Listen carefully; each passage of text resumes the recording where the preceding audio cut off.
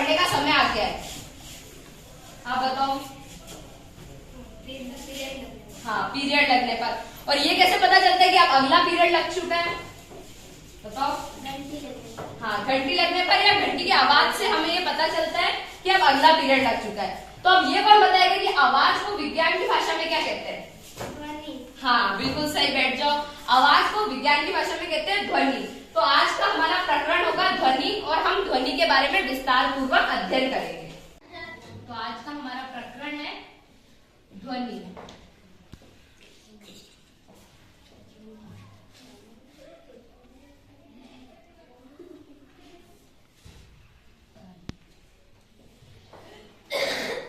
तो आज हम ध्वनि के बारे में विस्तार पूर्वक अध्ययन करेंगे।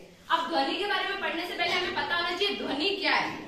तो दो वस्तु के बीच में जो कंपन होता है उससे ध्वनि कहते हैं, ठीक है। तो जैसे ये एक वस्तु है मेरा हाथ, ये एक वस्तु है दीवार। अब इन दोनों को मैं ऐसे कर रहा हूँ तो यहाँ एक कंपन उत्पन्न हो रहा है, उससे एक ध्वनि उत्पन्न होती है। अब ऐसे आप खुद बोल के देखो, आपको पता चलेगा मैं बोल रही हूँ, ध्वनि उत्पन्न हो रही है। तो आप पूछोगे कि भाई कंपन कहाँ हो रहा है यहाँ पे? बोलने में तो कोई कंपन हो ही नहीं रहा, तो ध्वनि उत्पन्न कैसे होगी?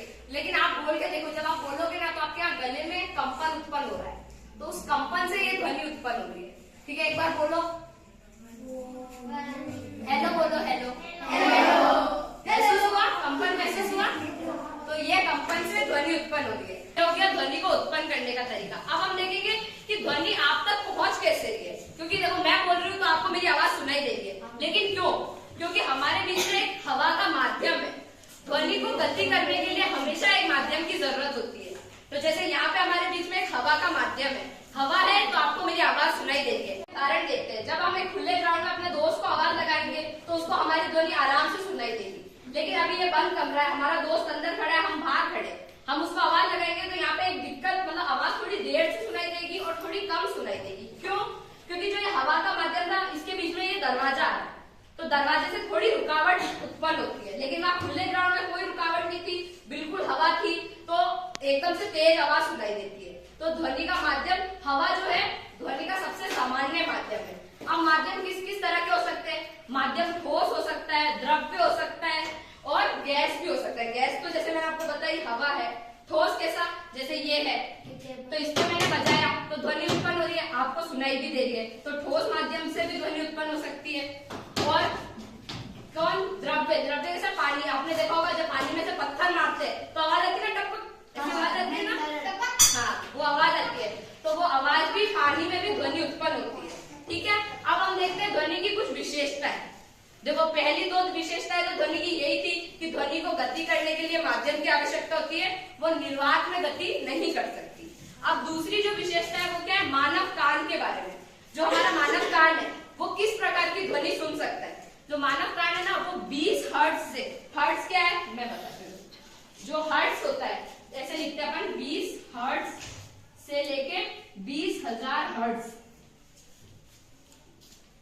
जो हमारा मानव कान है ना वो 20 हर्ट्ज से लेके 20,000 हर्ट्ज तक की ध्वनि सुन सकता है। अगर 20 हर्ट्ज से कम की ध्वनि होगी तो हमारा कान नहीं सुन पाएगा, और अगर 20,000 हर्ट्ज से ज्यादा की ध्वनि होगी तो भी हमारा कान नहीं सुन पाएगा। अब आप सोचोगे ये हर्ट्ज क्या है? जैसे हम हर चीज को नापते हैं, जैसे हम लंबाई नापते हैं किसमें? सेंटीमीटर में। वजन नापते हैं किसमें? किलोग्राम में। वैसे ही ध्वनि को हम नापते हैं हर्ट्ज में। इसको ऐसे लिखते हैं HZ, हर्ट्ज में हम नापते हैं ध्वनि को। हाँ, अब हम देखते हैं ध्वनि के कुछ अभिलेखन, ठीक है। इसको हटा देती हूँ।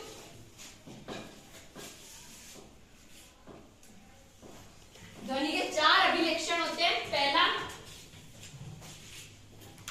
आयाम, दूसरा आवृत्ति, बातें मत करो, आवृत्ति, ठीक है। तीसरा प्रबलता,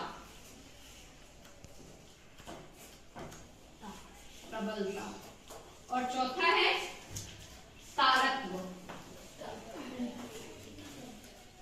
तारक, ठीक है।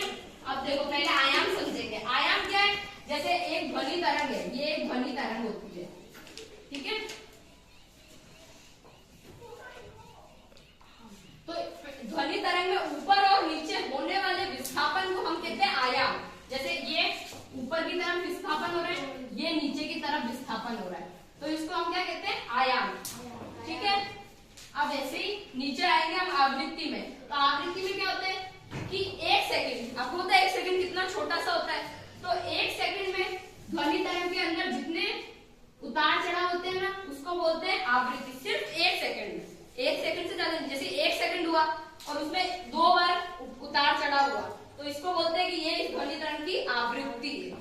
ठीक है। अब तीसरा आता है प्रबलता। प्रबलता तो आप अभी देख सकते हैं, जैसे लड़कों की आवाज थोड़ी भारी होती है, प्रबल ज्यादा होती है, और लड़कियों की आवाज हल्की पतली होती है, तो प्रबलता। लेकिन प्रबलता किस पे, प्रबलता हमेशा आयाम पे डिपेंड करती है। जैसे प्रबलता का सूत्र होता है, प्रबलता